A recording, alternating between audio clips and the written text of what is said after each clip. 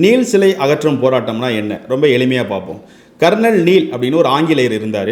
1857 வட இந்தியாவில் ஒரு பெரிய கிளர்ச்சி ஒன்று நடந்துச்சு.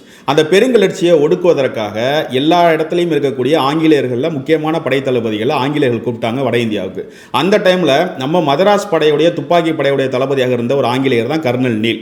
அப்போ இவரும் அந்த வட இந்தியாவில் நடந்த அந்த பெருங்கிளர்ச்சியை போய் ஒடுக்கி அங்கே இருக்கக்கூடிய நம்மளுடைய மக்களை கொடூரமான முறையில் கொன்னார்.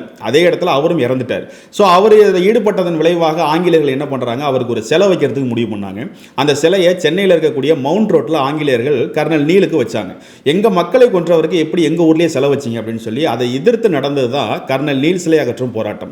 இந்த நீல் சிலை அகற்றும் போராட்டம் எந்த ஆண்டு நடந்துச்சுன்னா 1927 ஆகஸ்ட் 11ஆம் நாள் தொடங்கி டிசம்பர் வரைக்கும் நடந்துச்சு. இந்த போராட்டத்துடைய தலைமை தாங்கியவர் எஸ்.என். சோமயாஜுலு அவர்கள் தான் இதுக்கு தலைமை தாங்கினார். இந்த போராட்டத்தில் கலந்துகிட்ட முக்கியமானவர்கள் யாருன்னு பார்த்தீங்கன்னா எஸ்.என். சோமயாஜுலு அவர்கள், மதுரை சீனிவாசனார், பத்மாசனி அம்மாள் அவர்கள், கடலூர் அஞ்சலையம்மாள் தனது 9 வயது மகள் அம்மா கண்ணுடன் அதில் ஈடுபட்டார். அதுக்கப்புறம் சிதம்பர பாரதி, வரதராஜு, இவங்க எல்லாருமே அதில் ஈடுபட்ட முக்கியமான தலைவர்கள்.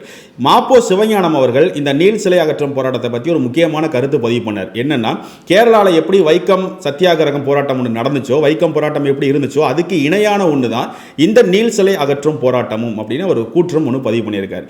இறுதியாக 1937ஆம் ஆண்டு தான் ராஜாஜி அவர்கள் சென்னை மாகாணத்துடைய முதலமைச்சராக பொறுப்பேற்ற போது தான் சென்னை மவுண்ட் ரோட்டில் இருக்கிற அந்த கர்னல் நீல் சிலையை அகற்றி ரிமூவ் பண்ணார்.